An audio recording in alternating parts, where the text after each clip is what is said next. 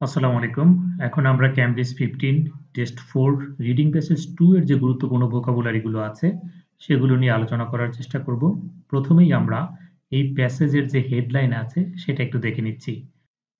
সিলভো Gomero the whistle language of the Canary Islands. আমাদের প্রথম ভোকাবুলারিটা হচ্ছে দ্বীপ বা আইল্যান্ড। আইল্যান্ড অর্থ দ্বীপ আমরা জানি। এটার সিনোনিম হচ্ছে আইল বা এইট। নর্থ ওয়েস্ট বায়ুকোণ বা বায়ুকোণস্থ বলে। নর্থ ওয়েস্ট হচ্ছে উত্তর পশ্চিম কর্নার। আর এটা বিশেষ করে আপনার লিসেনিং এর ম্যাপে অত্যন্ত গুরুত্বপূর্ণ একটা ভোকাবুলারি। মনে রাখবেন নর্থ ওয়েস্ট হচ্ছে উত্তর পশ্চিম কর্নার।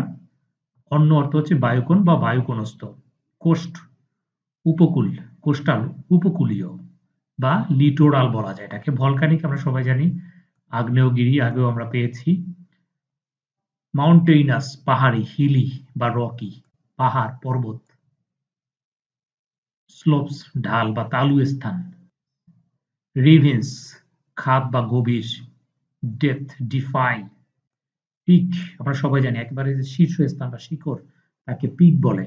এগুলো পিকের শ্রেণী হচ্ছে সামিট, হাইট, টপ বা অ্যাপেক্স। টেরেইন ভূখণ্ড বা বিস্তৃত ভূখণ্ডকে টেরেইন বলে। অ্যাসোসিয়েটেড আগেও আমরা অসংখ্যবার এই ভোকাবুলারিটা পেয়েছি। এটার অর্থ হচ্ছে সংযুক্ত করা, অ্যাটাচড, কানেক্টেড বা কম্বাইন্ড করা। ইন্টারপ্রেট ব্যাখ্যা করা, এক্সপ্লেইন বা ইলাস্ট্রেট করা। রিকগনাইজ চিনতে পারা, ভিজুয়ালাইজ বা নোটিস। কো অথর সহ-রচয়িতা।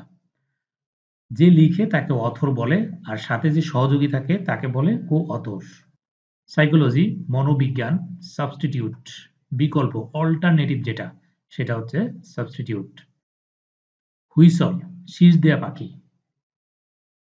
হাই হ্যান্ডেড কঠোর কর্তৃত্বপূর্ণ।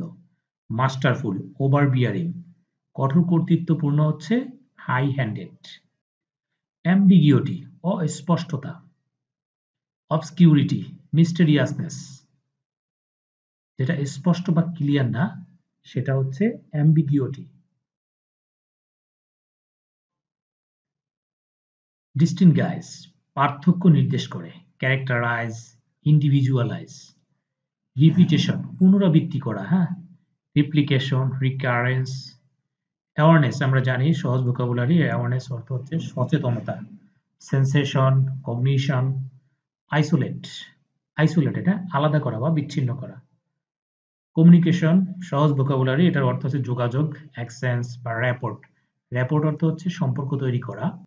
এই ভোকাবুলারিটা রাইটিং 2 তে আপনি ইউজ করতে পারেন। র্যাপোর্ট র্যাপোর্ট অর্থ হচ্ছে সম্পর্ক। এখানে কমিউনিকেশনের সিনোনিম হিসাবে ব্যবহৃত হয়েছে টেম্পোরাল অস্থায়ী। টেরেস্ট্রিয়াল আর্থি। অ্যাসোসিয়েটেড আমরা পেয়েছি কিন্তু এর আগেও এই ভোকাবুলারিটা পেয়েছি, আবারও সেম এই একই ভোকাবুলারি চলে আসছে। অ্যাসোসিয়েটেড অর্থ সংযুক্ত করা। সিনোনিম হচ্ছে অ্যাটাচড, কানেক্টেড বা কম্বাইন্ড। ফ্রন্টাল একেবারে ফেস টু ফেস সামনাসামনি যেটা, হ্যাঁ সম্মুখ বাড়ির সামনের দিক তাকে ফ্রন্টাল বলে। এক্সপেরিমেন্ট পরীক্ষা, টেস্ট, এক্সামিনেশন। মোডালিটি প্রকারতা।